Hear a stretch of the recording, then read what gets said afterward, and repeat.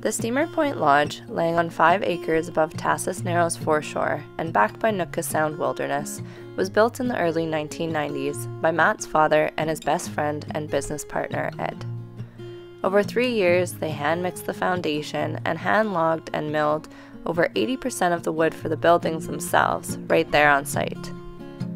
The place has a charm and character, with many thoughtful touches throughout the property, such as the hand-built wood fire hot tub.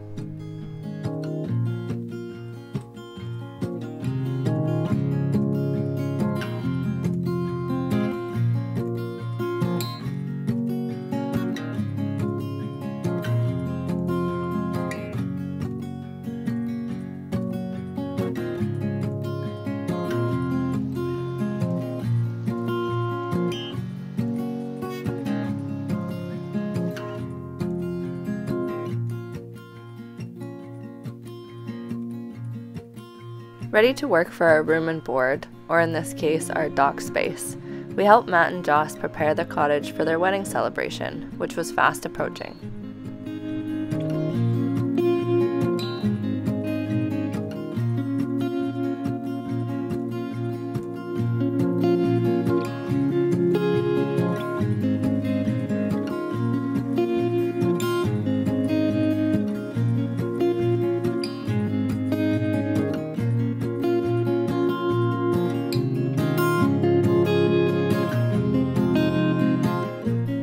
During one of the rainiest days of our visit, we decided it would be a good excuse to take Voodoo Child on a quick trip to Tassos.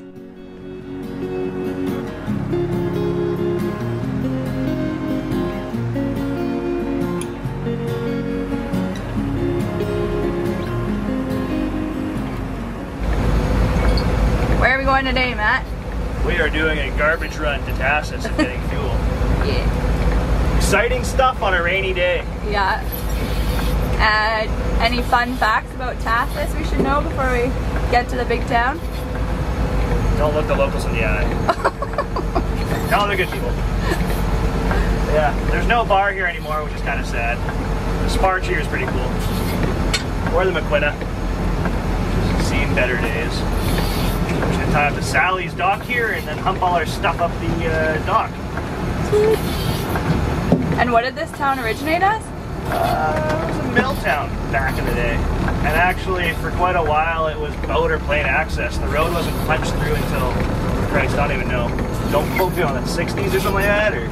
Oh, crazy. Yeah, and so that boat access only or plane. And so the ramp, actually, you can see it's super not steep. It's not actually originally built as a boat ramp. It was for like the Grumman Goose and the Mallard, I think it was. And so, yeah, planes used to drive up there regularly. Cool. Oh yeah. Where do you are there, Ben? Roger, roger. Tassos takes its name from a Mawachat word, tashiz, meaning gateway or passage. Before becoming a mill town, Tassos was the winter home of the Mawachat First Nations, and they used the valleys of the Tassos and Nimkish rivers as their route for trade with other nations on the east coast of Vancouver Island. This area has been home to First Nations peoples for well over 6,000 years.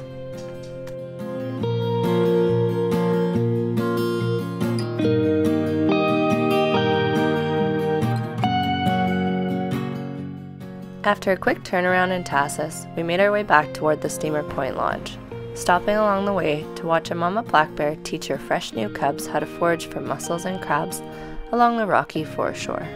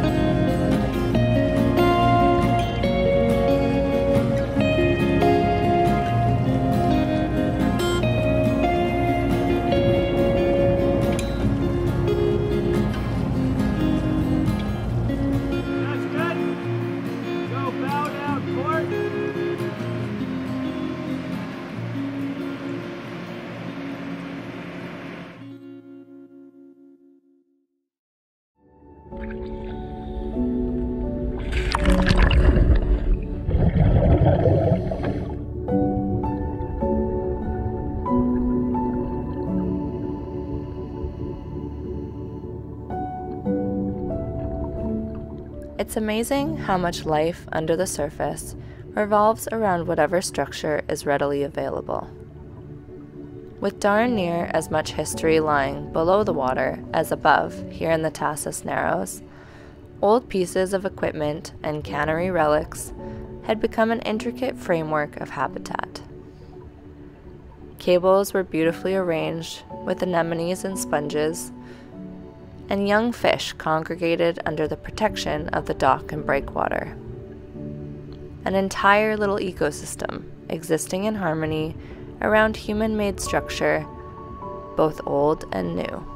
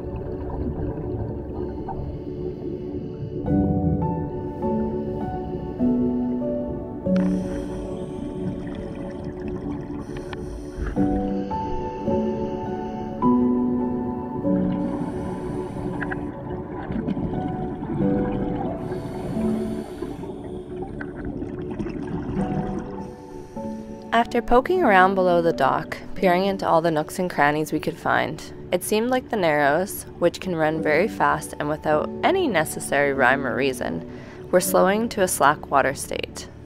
We decided it was time to go over to the other side of the channel and check out one of Matt and Joss's favorite dive spots.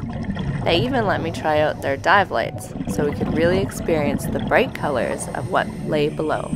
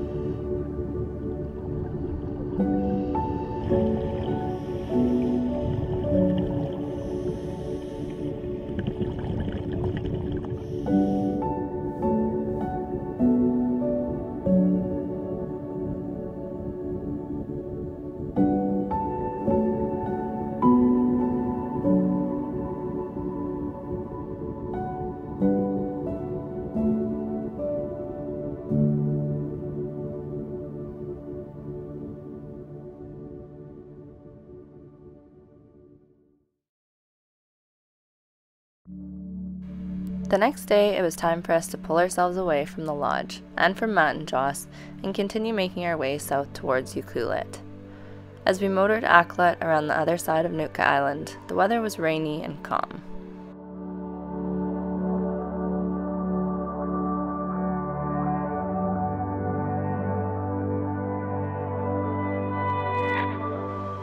It only took us a few hours, and as we finally approached our stopover at Friendly Cove, moody light was leaking through the clouds and a nice breeze had picked up, allowing us to sail the last few miles into the harbor.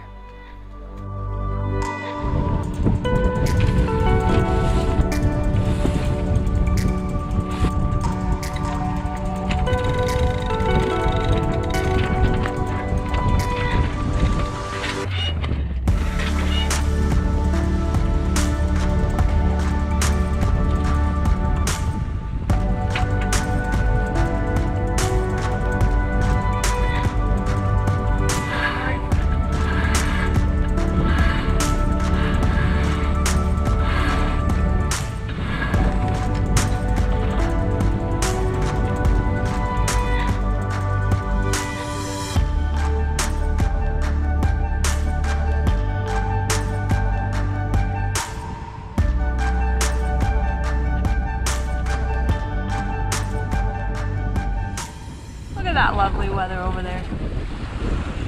It's like a spot of rain. And some real moody skies. But over here, we have a fog bank. And over here, we still have a fog bank. But up here, it's blue sky. Nothing but blue Sky, sunshine. We're tacking up the Cook Channel. Up or down the Cook Channel? I'm gonna say, yeah, down, I guess.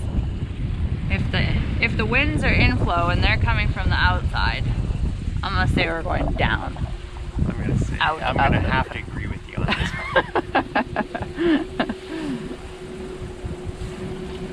Don't get used to it. Pretty sure you like suggested it, and I was like, yeah, you're right. And you're like, yeah, you're right, I'm right. We've got a fishing boat headed right for us. That's good. So he's gonna take our stern. Awesome. Yeah. What's that? It's gonna have to. Have to. Yep. And yeah. I can't really see the screen. Oh no. Oh no. Maybe on this one? Here we have the Cook Channel. See, we're tacking. Tack. And then we're gonna get here and we're gonna tack. We're going to Friendly Cove today. The friendliest of coves. The friendliest. Where we're apparently not allowed to go to shore unless we pay $20. Yeah, they're very friendly to you with 20 bucks. Yeah. So we'll probably just each. stay on board. Nice boat. Hello. I thought that was an American flag for a sec. It's BC. That's good. Oh, British Columbia. Yeah, Friendly Cove tonight, and then keep making our way to Ucluelet over the next few days.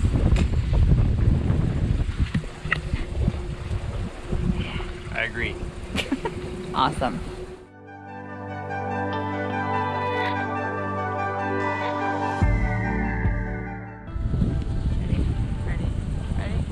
Ready to attack.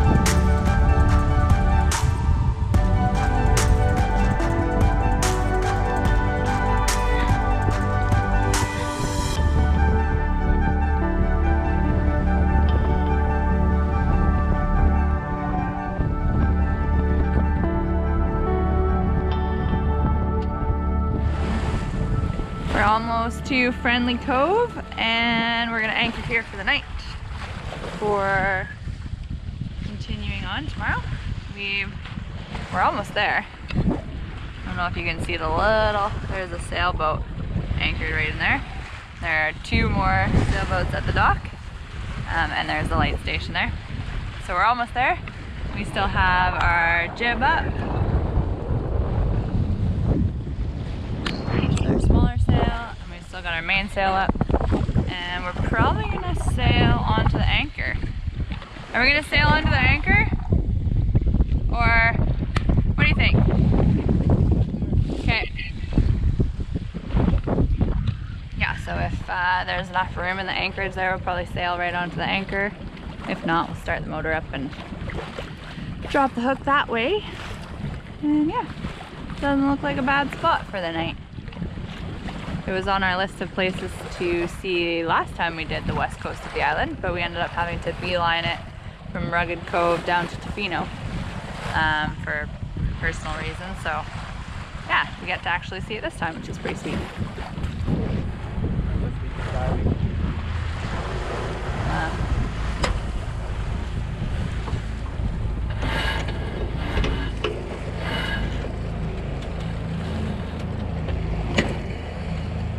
We've got enough wind, we can sail right in. Thank you.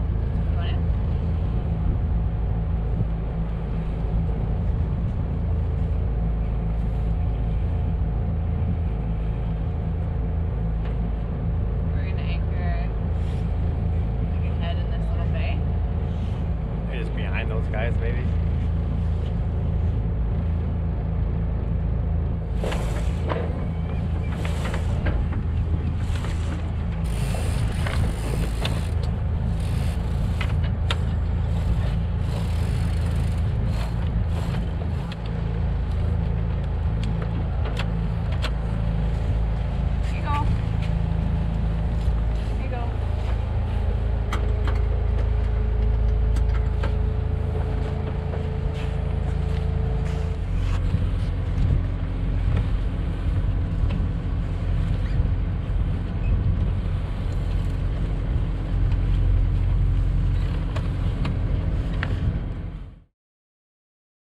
Friendly Cove is a tiny community consisting of 1 family and 2 full-time lighthouse keepers. Even though the resident population isn't high, it's a busy spot, with regular Coast Guard visits, fishing boats milling about, and regular float plane tours. With the traditional name of Yuquit, meaning where the winds blow from many directions, this location has been dubbed the birthplace of British Columbia. It was here in 1789 that the Nootka crisis occurred, an international incident and political dispute between the Nuu-chah-nulth Nation, the Spanish Empire, the Kingdom of Great Britain, and the early United States. It triggered a series of events that revolved around sovereignty claims and rights of navigation and trade. This dispute led to the First Nootka Convention, a series of 3 agreements that averted a war between the countries.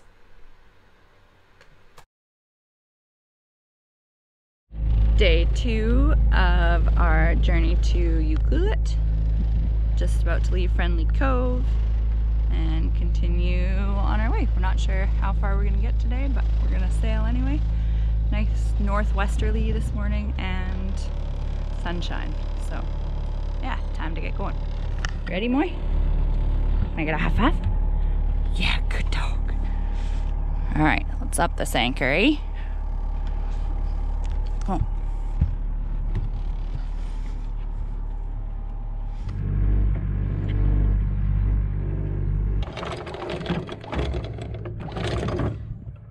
Docked.